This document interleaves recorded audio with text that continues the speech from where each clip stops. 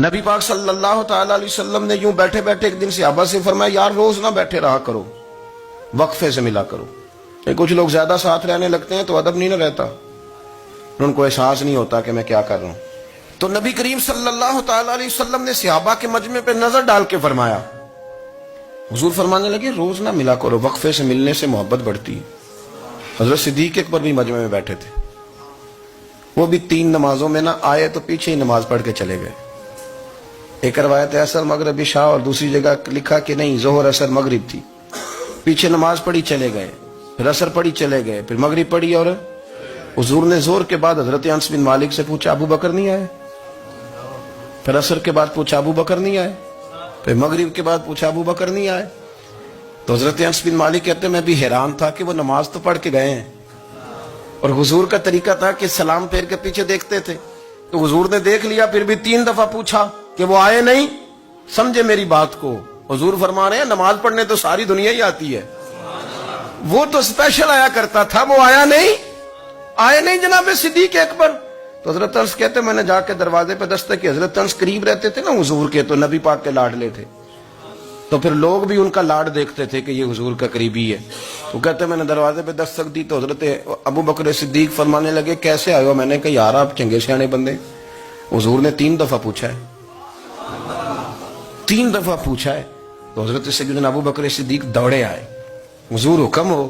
تو نبی کریم نے فرمایا یار سارا دن تو نظر ہی نہیں آیا، تو کدھر تھا تو؟ سارا دن ملا ہی نہیں. اللہ کرے آپ کے اس جملے کے حسن کی سمجھ آئے. آپ دیکھیں جو چاشنی یہاں ٹپک رہی ہے، جو وقار یہاں ٹپک رہا ہے، ذرا اس کا مزاج تو دیکھیں. اور یار تو نظر ہی نہیں آیا سارا دن.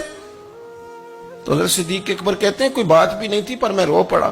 میں نے کہا حضور آپ نے تو فرمایا تھا کہ ذرا وقفے سے ملا کرو، محبت بڑھتی ہے. تو حضور فرمانے لگے ابو بکر میں نے کہا تھا پر تجھے تو نہیں نہ کہا تھا، تو کوئی اور تھے جن کو کہا تھا، تجھے تھوڑا کہا تھا. اور اتنے بڑے جملے نہیں ملیں گے. رسول کریم فرمانے لگے تو یہیں رہا کر، تو رہتا ہے تو میرا دل لگا رہتا ہے، یہیں رہا کر میرے پاس رہا، تو نہ جایا کر یار، تو ادھر ہی رہا. او پانی پر نہ سہیلیاں رنگا رنگ کڑے، او سجنوں اسی تے پریا اس دا جانیے جس دا توڑ چڑھے. آپ ذرا اس لطف کو آپ دیکھیں، اس ذائقے کو. میرا دل کرتا ہے کہ میں یہ حدیث نہ لوگوں کی روحوں تک اتار دوں. حضور فرماتے ہیں میں نے جس کے سامنے دین پیش کیا اس نے دلیل مانگی.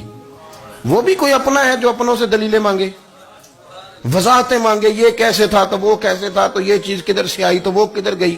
آپ اپنوں سے دلیلیں مانگ رہے ہیں، آپ اپنوں سے اپنوں کو کٹہروں میں کھڑا کیا. حضور یہ نہیں فرماتے کہ دلیل تھی کوئی نہیں، فرمایا جس نے مانگی میں نے دی دلیل، اور لوگ دلیل دیکھ کے مسلمان ہوئے.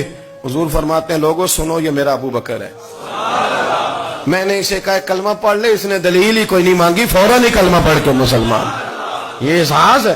یہاں تو تھک گئے لوگ اپنوں کو دلیلیں دیتے. وہ جی ویسے کیسے تھا، تو ایک بندہ یہ کہہ رہا تھا تو دوسرا کہنے دے جو دنیا کہتی ہے.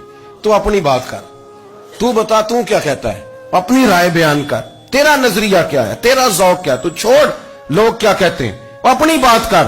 اگر ابو بکر صدیق لوگوں کے کہنوں پہ چلتے تو مکہ تو سارا کچھ اور کہہ رہا تھا.